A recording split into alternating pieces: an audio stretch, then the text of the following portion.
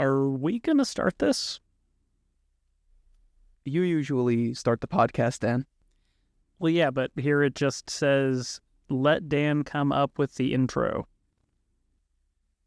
Okay, so did you? Nope. So what are we talking about today? All right, let's talk about unwinding poor financial products, open enrollment, and the timing of Roth conversions.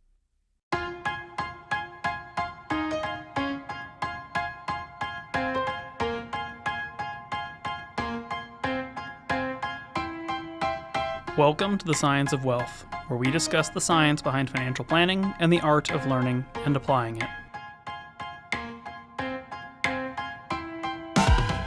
I feel like you're setting me up for a really fun thing to start with, and then maybe some more practical, technical stuff on the back end here. I think that's accurate. I want to start with unwinding poor financial products, right? So, we sometimes work with some folks and they come to us. We review their data and information, and we find a product or an investment that is just a red flag, right? This thing is not suitable and we don't love it. And sometimes these are products, sometimes these are just investments, sometimes they're easy to get out of, and sometimes they're really cumbersome to unwind. That being said, first and foremost, when we're reviewing a client's data, what's the first thing that kind of, sticks out when we're looking at something that indicates it's maybe not a great product? There's certain obvious red flags, and there's some regulatory guidance around here where you have to be careful to not just say, like, a product is bad. If it was just ubiquitously bad, then regulators wouldn't permit it. So there's a little bit of nuance to this, but typically we're looking for things like Class A or Class C mutual funds. We're looking for, insurance products that are managing risks that the client doesn't really have. Or we're looking for, really complex financial instruments in a use case where there's just not really any need for that type of alternative, risk-reward profile. Okay. Do you think there are just objectively bad products out there, or do you think it tends to be a misalignment of what's appropriate for the client and what the product actually provides them? I personally think there are some products out there that just don't make any sense in today's world. And largely this comes back to sort of a distinction between investment advisors and brokers, but there are a lot of commission products that exist where the argument for them is essentially a niche case in which somebody could not afford professional advice without the commission product being available to compensate the broker for giving them the advice. But in real dollar terms, the commission they might earn from recommending the product is so small that I just don't think that argument holds much water. So you're talking about something like, here's a product that has a 5.75% upfront sales charge and it has a minimum investment of $50. So if the advisor puts them into it, they will get paid like $2 to $3, and that's going to pay them, quote unquote, reasonably through a commission for their services. And the investor gets to invest their $50 minus the upfront commission. And that just doesn't really hold water with me. Like when the numbers are so small or so de minimis, I find myself of the opinion of like, look, there just has to be sort of like a pro bono line where you just say like, hey, if we're talking about saving your first $50 and you have no other money with which to afford this, just give them the advice for free. Just recommend that low cost index fund, target date fund, whatever it is. I just don't see a great use for these products that have, again, this very like specific and kind of weird, commission justification for existing, because it results in the purchase of what is often otherwise sort of a subpar, overly expensive financial product. And in turn, it's not like the broker is making a living, $2 or $3 at a time. I hear what you're saying in that, right? It's not even really enough sometimes for the broker to justify what they're charging or what they're going to make on it because it's so minimal. But I assume there are times in which they're also selling products and investments that they do make, a pretty nice commission on. And these products may also be, let's just say, lackluster, whether it's mutual funds or, maybe some annuities or life insurance. Can you speak maybe to your experience with some of these products that we don't love? Sure. Annuities are a good case where I look at them and I say, there's no such thing as like just a universally bad annuity. I think there's a type of annuity, whether it's fixed, a SPIA, a fixed indexed, a variable. There's all these forms of it where it's just about the application of the right type of annuity to the right client for the right risk management that they're trying to obtain. And that's really the key thing here is annuities are insurance products. They are a risk management tool. Their fundamental purpose is to help avoid the risk of superannuation, which is the risk of running out of money in retirement. Like that's the textbook purpose of an annuity. And so, the big problem that you see is things like income-based annuities being sold to young people, or, these aggressive variable annuities with tons of like retirement benefit riders being sold to very young people, where the cost of all the fees and riders is so great that they're not going to really accumulate wealth. So the benefits are not going to be that great anyway. So it's not to say that like annuities universally are bad. It's that often the thing we're looking for here is, I see this person, they're 30 years old, and I go, why do you have an annuity? Or this person is 60 years old. I say, why do you have that kind of annuity? So it just becomes a question of like mismatched fits. I think that's a good point. I think we hear a lot of the time that X product is a bad product, right? And it's terrible for everybody. The reality is, a lot of these products are adequate when used for the right, it's used in the right fit for the right person, really. But what we just see too often is someone trying to put a square peg into a circle hole, and that's just not going to work for the client. And it gives the product a bad rep. I think we see this a lot with insurance too, right? Whether it's just like whole or universal life, right? Oh, I mean, all the time. I would argue probably the average American household does not have nearly enough life insurance. And of those that do have life insurance, too many of them have the wrong type of life insurance. That means that they simultaneously have life insurance and also don't have enough. The big challenge that you see is that permanent policies will cost something like 10 to 20 times their term equivalent. And so you'll see this world where somebody will have like a $250,000 whole life policy and no term coverage. And when you run their needs analysis, they need $1 million, $2 million, $3 million to provide for their spouse or provide for their family, their kids. And you look at it and go shopping for it and find like, wow, we could get you $2-3 million in coverage for a term policy for 20 years or 30 years, and it would cost less than this only $250,000 of permanent policy. The strange thing is, and maybe this product exists and I just haven't encountered it, to me, it is kind of odd that there is not just like a universal term policy that is just until 65. Call it like a version of a permanent policy, except it just expires at 65. Because for the vast majority of people who are obtaining life insurance, the primary use case is I have an income, my spouse does or doesn't have an income, I have kids, whatever it is, right? And I'm trying to protect my spouse and or my children from the loss of my income due to my untimely death. Like that's the primary use case for life insurance. There's a whole bunch of advanced fringe cases. Advanced, irrevocable life insurance trust things, estate planning reasons, charitable gifting strategies, pension maximization strategies. It's a whole bunch of like special niche cases for permanent life insurance and other types of life insurance. But the core use case is protect my family from my death during my working years. And yet, the big red flag is you'll see tons of people with remarkably inadequate amounts of permanent insurance, right? And then essentially no term insurance or a nominal amount of term insurance that they could have afforded a lot more of, which would then provide them with greater protection from the primary risk that we're talking about, which is, again, death and the inability to provide for your family. Yeah, it's actually interesting now that you mention it. It's not a product I've seen either, but it would be a pretty easy sell. I mean, I'm not an actuary. I don't know how to run the numbers from an insurance perspective, but it seems pretty practical having a policy to 65. So these insurance and annuity products specifically, Dan, right? We see them with a lot of folks who come to us. And to put it nicely, they are a pain to get out of, right? Either we haven't broken even on the cash value for some of the life insurance policies, or the annuity isn't serving the purpose we think it is, but it's difficult to, call the right people and get out of it. Can you just talk a little bit about maybe some of the times in which we see a client that comes to us, they have one of these lackluster products, and maybe we keep it because the juice isn't worth the squeeze to, get rid of it or take all the time to, get out of it? Can we talk about that a little bit? Yeah, sure. I mean, a really common case we see, particularly for our clients like in their 50s and 60s, is going to be like a married couple that got sold a whole life policy in like 1992. And it's got like a $50,000 death benefit and it costs like $20 a month. And we're sort of at a point here where it's like, okay, I mean, we could potentially 1035 this into an annuity as a buffer for retirement income.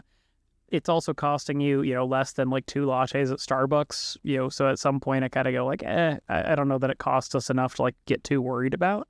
On the other side of that, I think that's sort of the big thing here is often the Band-Aid rip approach to getting out of insurance, where you're just like, I'm going to surrender my policy, cancel it, take whatever surrender cash value is left from it when I do that, and, take my ball and go home, I think is sometimes a little bit too rash. I think there's often a lot of ways to pivot it. We can take a permanent life insurance policy, turn it into annuity, or convert it into a life insurance policy that has more of a maximized benefit focus on something like long-term care. We can take a high-cost, overly complex annuity and convert it into an investment-only variable annuity with very low fees. So there's ways to avoid some of the tax hits or the surrender costs that can be involved in dropping a policy. But again, it's something where if you just sort of try to cancel it and back out of it, I think you'll often find that you get punished pretty badly for it, unless you held it for so long that you actually have managed to bypass all the surrender period issues and concerns. Yeah. What if it's not, a negligible amount relative to the net worth? Is there a scenario in which we will just rip the Band-Aid off and maybe cut our losses before we have to live with this for the rest of our lives? I think it depends. There's a break-even calculation here, right? Surrender charges can often be on things like annuities, something like 5 to 10% of the amount you invested, which is nuts, right? Like, imagine you bought a annuity 2 months ago, so you're out of the free look period where you can kind of get your money back, and you then talk to somebody else and realize this wasn't a good purchase for you. You could end up losing, $50,000 out of your $500,000 life savings just because. At that point, now we have to look at, okay, what are the ongoing costs? Because the trick is with surrender schedules, typically what they're really doing with surrender penalties is just paying off the commission to the broker. That's sort of the big outlay is brokers are getting paid these big upfront commissions of 5, 6, 7, 8% upfront on the sale of annuities. Same thing on life insurance. They're usually getting paid a very large percentage, if not more than 100% of the first year's premium for selling the policy. So there's kind of these big front-loaded kind of gotchas in these policies. But at that point, you have to do a break-even analysis. You have to say, okay, let's say I bought an annuity with all things considered, quote-unquote, low fees. Maybe it's 1% a year. Well, okay, it's going to be, let's say, a seven-year surrender schedule where it's going to be 7% the first year, 6% the second year, 5% the next year. If I rip it out now, I'm sort of just breaking even with the ongoing costs of, let's say, getting reinvested somewhere else under a 1% investment management fee under an RIA somewhere. If I'm getting out of my life insurance policy, it's often a much more steep surrender. And part of this is, maybe half of your premiums have been paying for the actual cost of insurance. And then on the cash value side, it may take you, 5 to 10 years before your surrender value really starts to get up to parity with your cash value. But you'll always have lost the amount that was spent on the actual insurance inside of it. So to this extent, right, it just becomes a break even. Back to the annuity example, right, if my costs every year are going to be, let's say, 3 or 4%, so then holding it for 7 years is going to cost me 21 to 28% instead of just kind of breaking even at 1% a year, then I might just need to rip off that Band-Aid. It's going to cost me a lot more to sit in it long term than it is to just go ahead and eat the costs, go elsewhere, and try to make up the difference. All right, so case by case, run the break even and see what it means for your situation here. So let me ask then, me and you both come from fee-based firms, not fee-only firms, meaning that we were licensed to sell some of these products that we're discussing here today. Now that we sit here, both of us in a fee-only compensation model, were there specific products or investments during times with your old firm maybe that you're now, in hindsight, realize maybe weren't the best thing for the client? I don't think I ever recommended something that was like just truly awful. So that's something I can at least feel good about. I think probably the most obvious example was just sort of a weird coincidence of timing. So when I first got in the industry, I initially affiliated with a firm called Waddell & Reed. And in the same year that I got affiliated with them in 2015, They also had just been awarded Barron's best 10-year performance metrics for a fund family. So of all the funds offered by Waddell & Reed through their Waddell & Reed brand and their Ivy brand, the 10-year returns on average across their whole fund family were the best out of all the fund families. So they were arguably the best investments over the last decade. So it was sort of easy for me in the early days to just recommend those products and go like, well, they just got the best 10-year performance. That's a pretty good metric. And then, of course, like you could expect, they did not stay in the top spot forever. And as that changed, I then kind of pivoted and rotated to other options. And as I got better educated on why they had been there and why they weren't staying there, and kind of shifted my perspective from, good managers can be worth some money to passive indexing is probably going to make a lot more sense in the long run. That ended up being a kind of a philosophical change. But in turn, I think probably the one of the bigger challenges that kind of bothered me was just kind of some of the baked-in costs. So, for example, they had a plan system called Map Navigator. It had access to 5 or 6 fund families, and ostensibly that was because these were like really high quality, well vetted, limited availability sorts of things. You had some big names like PIMCO in there, T. Rowe Price, MFS, and in that, you had some really competitive, really strong investment offerings, but you also had some very strange things, like there was a T. Rowe Price S&P 500 index fund. Okay, S&P 500 index fund, what should that cost? 0.02, 0.03, 0.04%? It was like 24 basis points. And what I learned later is that was because essentially it was a product designed to be an index fund, but with higher baked-in costs that can then be used as part of revenue sharing agreements. So that's the sort of thing that sort of bothered me. It also bothered me that just as a firm, there were a lot of platform costs. If you didn't want to use these sort of house products, then, you could use this Map Navigator thing or this other advisory program, but you're going to have a, 0.15% or 0.25% just platform fee. And that ostensibly was to pay the operating costs of the brokerages and the underlying traders and the reporting and all of that. But that's really hard to justify when you had platforms like Charles Schwab, Fidelity, Vanguard, Robinhood, where essentially you can be on the platform for free and trade for free. Now, they make their money on payment for order flow and margin spreads and that sort of thing. But again, it was just very strange in hindsight looking at it and going, there's just a lot of costs here that really just exist to make money, not because there's a cost being incurred somewhere that needs to be covered. Okay, that's fair. Yeah, I think as long as you don't materially cause anybody harm, that's probably the best answer you can give coming from an environment where there are products and different suites of services you can sell to people. Well, and what about yourself? As you said, we both came from the fee-based world. So what did you run into that maybe by the power of hindsight you're not so, bullish on? Yeah, I'd say to answer the question, right, we use the analogy of swimming a lot with clients, right? So somebody comes to us, they're financially swimming, meaning they won't drown. If they decide not to work with us, they hire us in large part because they want to swim competitively. I think there were instances at my old firm, and maybe this is me justifying it, where somebody came to us swimming and we got them to swim more competitively. But now, by the power of hindsight, I realize that we could have gotten them to swim even more competitively, right? So maybe we got their 100-meter and I don't know swim times from 25 seconds to 23.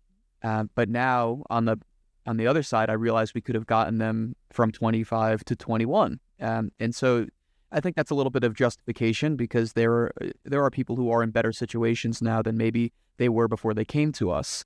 But by the power of hindsight, there are some clients I think weren't great fits for some insurance or annuity products specifically we liked to do or push a lot of in fixed indexed annuity products. And, this was at a time in which I kind of was still very early in my career. So I was as susceptible to marketing material and promotions as were some of these clients who maybe were ignorant and didn't know or work with financial professionals in the past, which makes it important just to kind of question everything, right? So like the why? And I remember there were specific times in which I got really frustrated with management because there were clients that said, look, I just want to make sure I can retire in a year to 3 years. And instead, we're just pushing promotional fixed indexed annuity products down their throat and trying to sell it as opposed to fix the actual problem that the client came to us for. And that was part of the reason for my departure over those 4 years, right? We got considerably more sales oriented as opposed to planning oriented. So I think some of those products definitely rub me the wrong way and probably now give me a bias toward not using them, even when there are times in which they might be an appropriate product for a client. There's an old expression, right, which is that there are lies, damn lies, and statistics. And I think products like fixed index annuities, IULs, a lot of these very structured products are just perfect cases of that where, I know you talk to the wholesalers or the carrier reps, and they come in and they present this product. Here's the Allianz 222, or here's the Jackson National perspective, or whatever it is. And you look at it and you hear the presentation, you hear the description and whatnot, and you sit through it, and like by the time they're done presenting it, you just sit there and go like, this is an incredible product. Like this thing can walk on water and can write a symphony all at the same time. Like what an incredible financial instrument. And then they just don't seem to survive contact with reality very well. And as you get to know them better, you realize like there's just so many terms and conditions that what they presented to you was, a true and genuine back test, but there's so many like but-fors and ifs built into that back test that just don't align to reality that it's really hard to look at any of those types of products now without a great deal of suspicion, because you're like, okay, I understand what you're telling me on paper and what you're telling me as like the presented benefits here, but I've seen so many gotchas and so many problems and so many mismatches with these products that even if I think I understand it, I worry, what don't I know about this? And if I don't really, truly, 100%, confidently believe I truly understand this thing, can I recommend it to somebody? Is it going to be in their best interest if at the end of the day I still have a doubt about my full understanding of the complications of this type of product? Yeah, I think one of the realizations I came to, right, is the newsflash for people is that the people who are rich and wealthy don't have access to these products that are magical and unique to people with higher net worths. So if you come into something that feels like that's what they're pushing, and maybe it's a little complex, you don't understand all the intricacies, and as you said, maybe it doesn't survive contact with reality, give it a second guess before you kind of dive into some of these things with 20 pages of disclosures and rules. Oh, I mean, 20 pages of disclosures and rules even, undersells it. I got the prospectus book for a VA once. I think it was like 280 pages. And nobody's going to read it, right? You sign this paperwork that says you read all the terms and conditions, that you understand what you're buying. I don't think anybody's ever cracked the spine on one of those things, except to flip through it and go, holy crap, that's long. I mean, it's just amazing how much, of our industry hinges itself on disclosure and transparency. And the lawyers will say, like, well, it is written down and you can read it. And if you did read it, you would understand. And it's like, there's just no way. I have a PhD in personal financial planning. I don't think I can read the prospectus of an annuity front to back and be 100% confident that I understand that product. There's just almost no way. No, I don't blame you, Dan. I've read some of those things, and half of it doesn't even feel like it's in the same language that we speak. True enough. Well, that's enough of that. We can talk trash on bad products and confusing constructs all day long. So let's talk about something much more exciting and much more friendly to the everyday American: open enrollment. For those that don't know, reading benefits packages is one of my hobbies and pastimes, especially this time of year. But open enrollment's a tricky one, Dan. We get 2 weeks to review this stuff, and I know a lot of people default to just auto-enrolling in whatever they had the year before, clicking yes, not actually reviewing the suite of benefits. What are some of the high-level items, maybe if someone doesn't want to read the whole packet, they can kind of control F into their PDF and see if they do or don't have access to? Yeah, I mean, I think the best thing here, first and foremost, two very different camps of best practice. If you are, I'll just say, like a healthy, everyday person who doesn't have a very specific concern, as you go through your packets, look at your high deductible costs, right? Look at your out-of-pocket maximums. And sorry, I say high deductible costs, but just your deductible cost. Compare if you have a high deductible versus a non-high deductible plan, what the potential premium difference is. And this is a bit of a project, but honestly, I think one of the best things you can do is compare the cost of the premiums, just, hey, if I have to pay this for 12 months versus paying that for 12 months, and one of them is HSA eligible and one of them is not, and then you factor in funding the HSA and the tax savings from that, and then analyze that, like for every $100 you might have to spend on healthcare to see the break-even trajectory between those two plans. It's kind of tedious. It's a lot of work. So I know you said control Fing here, but sorry, like this is my actual answer for something like health insurance. But I'm really understanding it because what we often tell clients is, hey, if you don't have any expectations of healthcare costs or any regular recurring expenses like chronic care issues or prescriptions, that sort of stuff, then you may just want to go with a high deductible plan because then you can use the HSA to get tax benefits. But if you have these chronic ongoing costs, you should go for more of a gold-plated ACA type plan to make sure that all your bases are covered and your out-of-pocket costs are as low as possible and so on. That's a very normal conversation for us to sort of have with clients, regardless of what's within their employer plan. It can then still be the case sometimes that the gold-plated plan still costs more when the expenses are too high versus the net tax savings of a high deductible plan and HSA. So I think, to your question, right, Control F, go look at your deductible costs, go look at your out-of-pocket costs, go look at what your actual premiums are for you as an individual, you plus your spouse, you plus your kids, you plus your whole family, that sort of thing.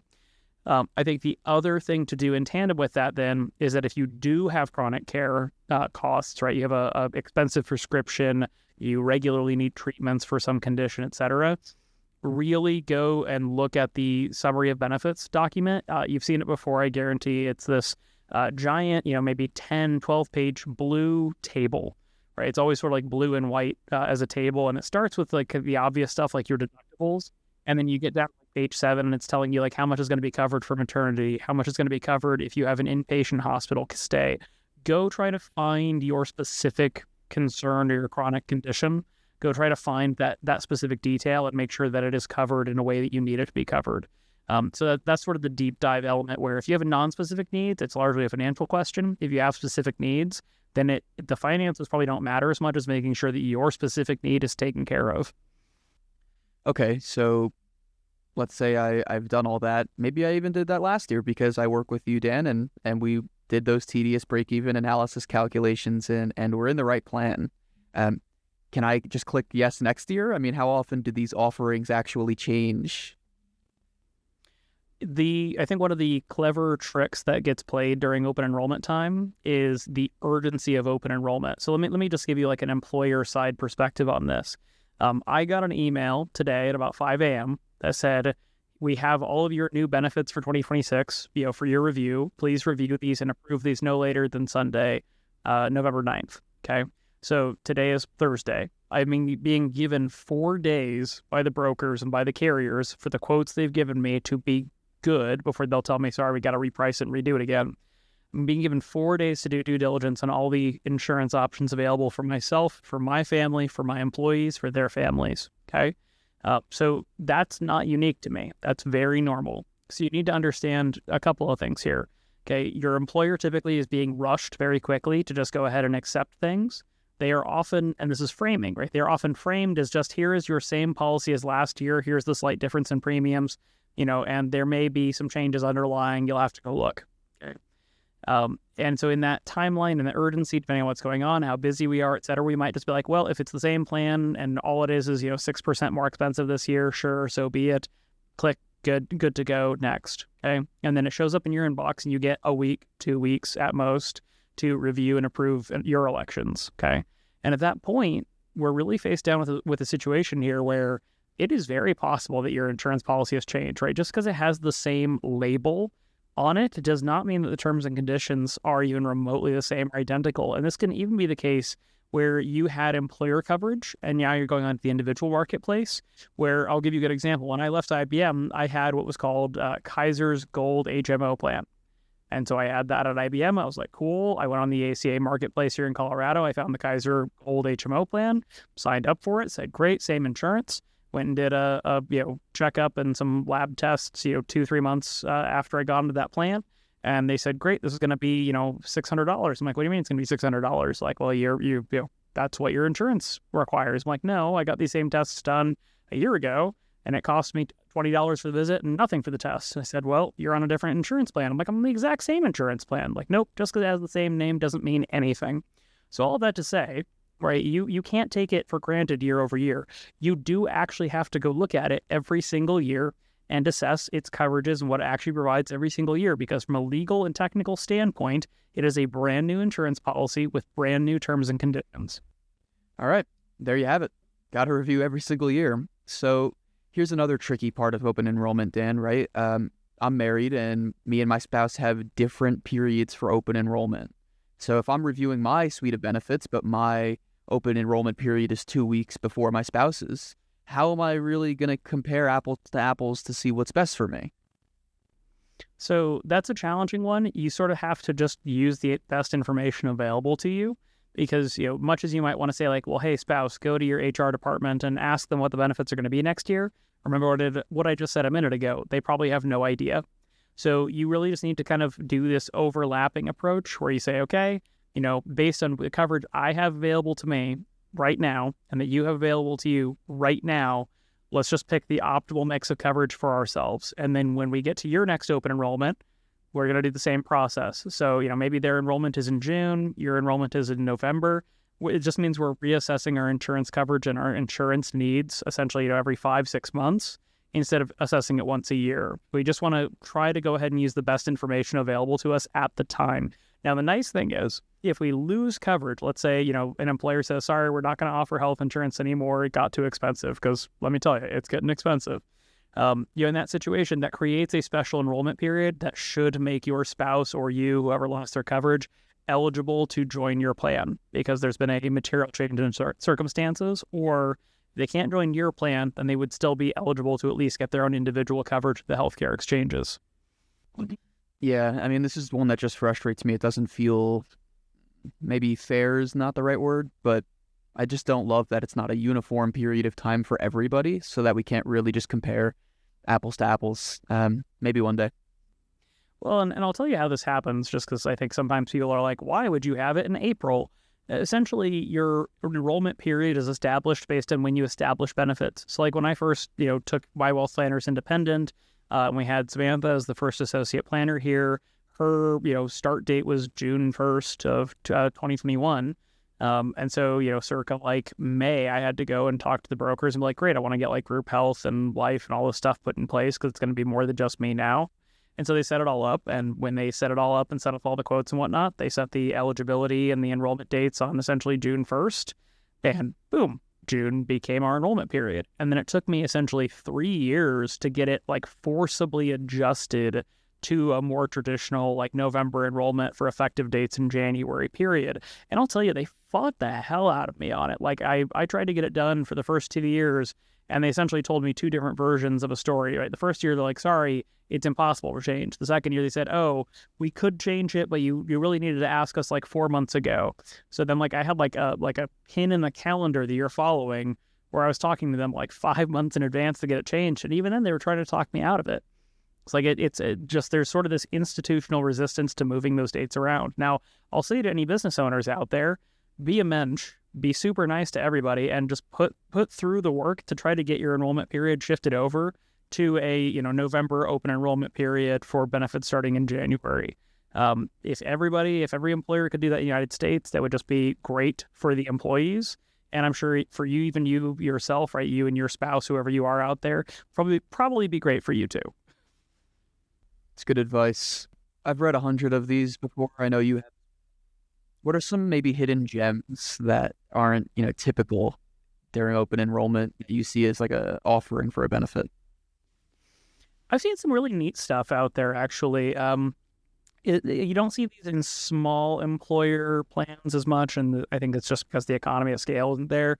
But a lot of big employers offer what are called employee assistance programs, and it's sort of a catch-all term for just like a catalog of kind of just extras. So I've seen everything from like estate planning benefits, where you can just like get a will and trust done by a licensed attorney through the company.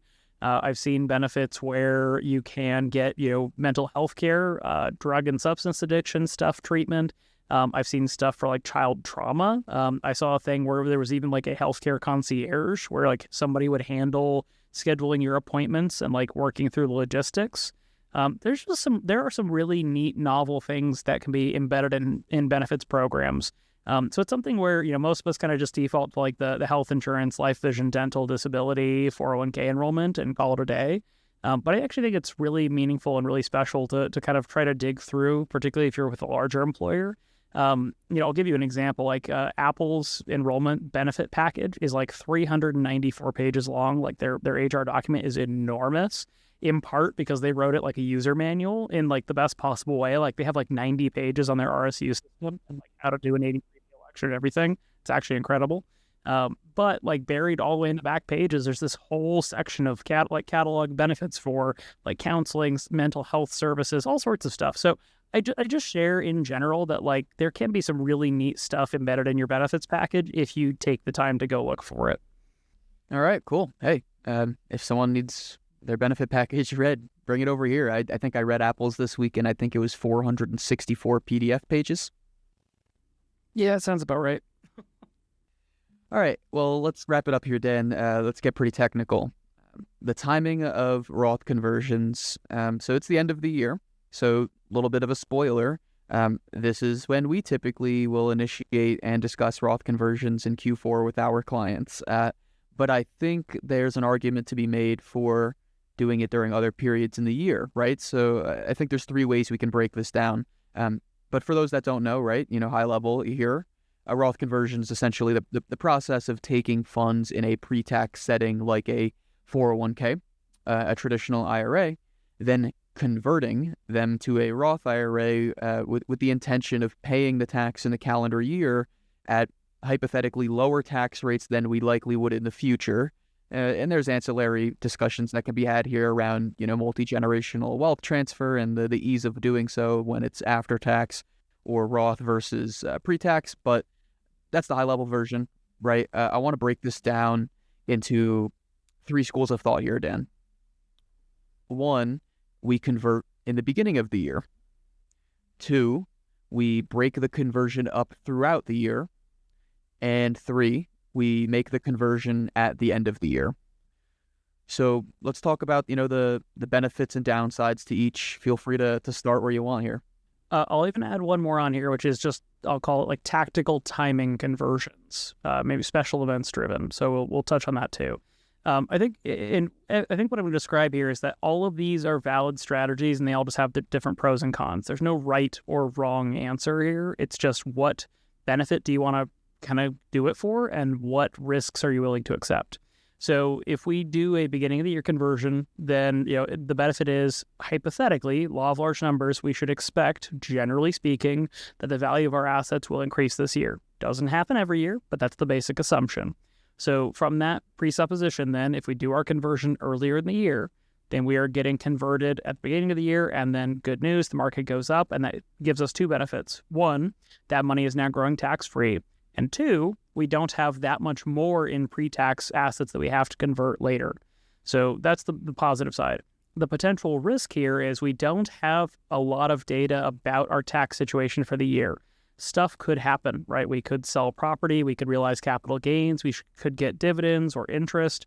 All sorts of things could potentially bump our income up in unexpected ways that result in us then accidentally being pushed into a higher tax bracket than we thought we would, or being pushed above certain IRMAA surcharge thresholds for people on Medicare, resulting in higher Medicare costs. So that's the risk that we take with early year conversions.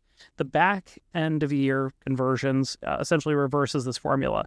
We accept the risk that the market could go up or down, right? Or that, as a result of it's gone down, that maybe we've lost out on some potential value, although maybe now we can convert more because the market's down. But conversely, maybe there was a better time to do it this year for whatever reason. On the other side of this, we now have much better data about our tax situation for the year because we have had most of the year pass, right? If we're doing this in, let's say, November or December, right, we've had most of our income recognized, most of our interest earned, most of our income generated, most of our capital gains realized, so on and so forth.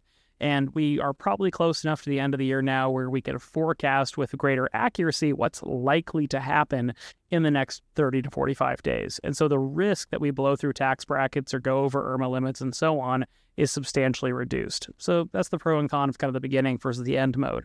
Spreading it out throughout the year is a nice dollar cost averaging sort of strategy.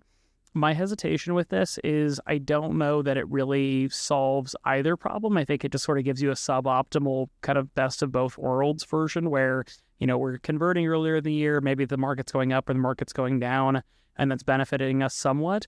I think that you kind of get a little bit of all the benefits in that, but they're just not the best version of that. I think the con here is actually just execution. Most brokerage platforms are not set up in a way to make Roth conversions super easy or super easy to systematize. And so the issue that can arise here is that it becomes a manual process, and manual processes are more likely to break down due to distraction, forgetting, scheduling issues, sickness, vacation, or emotional decision making, right? If you have to kind of go in and manually type it in and plug it in every single time you want to do it, and you're doing this every single month, are you responding to current events? Are you starting to think like, gosh, maybe now is a good time or now is a bad time? Okay. And so then that gets us to the fourth one that I inserted, which is the tactical version. And the issue with the tactical version is just going to be this.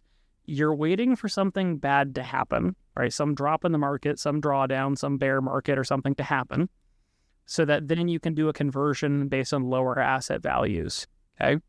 Which means you're going to spend all year eyeballing the market, which is going to probably increase your level of financial elation or anxiety just day to day, as watching the market tends to do. And then you're trying to time the market, same as buying or selling. And as we know, timing the market tends to be a not terribly productive activity. So in that particular regard, I just don't recommend tactical conversions unless the opportunity is substantial and significant, just because fundamentally, you're trying to time the market. And as we know, timing the market just doesn't work that well. There can also just be issues here with converting assets versus converting cash and the potential changes in value if the market's very volatile. All right. Well, is there a scenario maybe on behalf of clients we can have our cake and eat it too? So we do end of the year conversions, but keep in mind that if the market maybe drops a certain percentage or below a threshold that we're keeping an eye out for, we might do a partial or the full conversion earlier in the year. Yeah, I mean, we're saying, hey, right now, all our forecasts and expectations say you're going to be in the very low, 12% bracket or 22% bracket. So we feel pretty comfortable converting, 10, 20,000 now and then sitting on it for the rest of the year. I think that's fine as long as we have high confidence, right? We haven't seen a lot of variability. We're not expecting to inherit any stuff or sell any property, that sort of thing. The one challenge here that I find is that people are very forgetful. Like I've had a full Roth conversion conversation with somebody at the end of the year, right? And it's like started to get all the paperwork in line to get it done. And like a day before we did it, somebody else just like reminded the client that they had sold something for like a $15,000 gain. And they're like, oh yeah, does that make a difference? I'm like, yes, it makes this a terrible idea. I'm just a little bit hesitant about breaking it up. That's not a perfect system. But again, there can be reasons to go ahead and try to hedge it a little bit. I think this gets back into the dollar cost averaging version of the thing, which is, hey, if you break it up, you're just getting the suboptimal version of both sides of doing it early versus doing it late. So it's not really any different than that. It's just a question of frequency. Yeah. All right. That makes a ton of sense to me. I don't really have a ton of questions here. I think my advice would just be pick one and stick to it. But I think that really helps there. Appreciate it. Well, that's an easy question when you think about it all the time.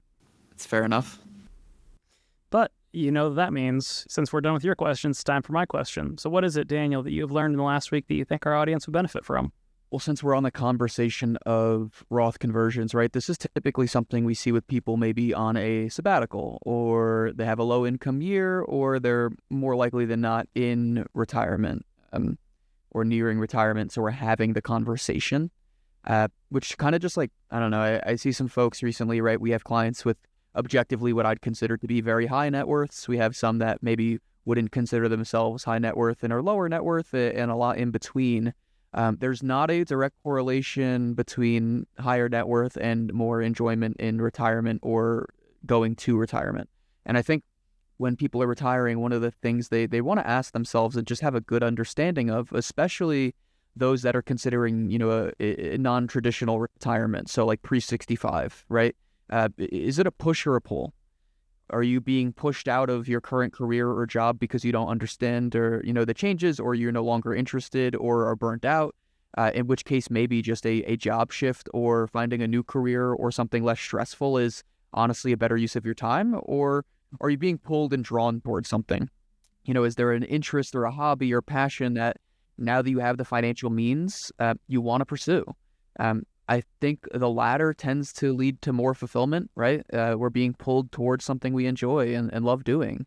Some of our clients that are objectively wealthy and wouldn't consider themselves enjoying retirement as much as maybe they thought they would, there's a reason for it. It's because they really didn't take the time or haven't found something to retire to. They retired out of something. They left the job they didn't like, or they just escaped. And, that can feel great for a period of time, right? Wow, I got out of that job. I don't have to deal with my boss. This is great. But that fades pretty quickly, right? And that can last 6 years or 6 months to a year, and you have that honeymoon phase. But once that ends, you need to find something. And I mean, I can talk about this all day. I don't think travel in and of itself for even 4 of 52 weeks is that thing. I think you really need to find, are you retiring to get away from something, or is there really something you want to retire to? No, I think it's a really good observation. I know we tend to recommend quite often that people do a sort of trial retirement before they retire, right? Take 2 weeks off, a month off, and don't do anything, right? Like don't travel, don't go somewhere, don't have like big plans, but just like hang out, kill 2 weeks or a month reading, watching football, playing golf, whatever it is that you would do more day to day over the course of a year versus big exciting trip to Italy or something like that. It's remarkable how fast you can get bored when you really don't have that thing that's pulling you to retirement versus pushing you to retirement. Funny enough, too, it's remarkable how quickly you can get bored. The beaches and cocktails get old quicker than you might think for a lot of people. Oh, I'll take that challenge. Fair enough, Dan.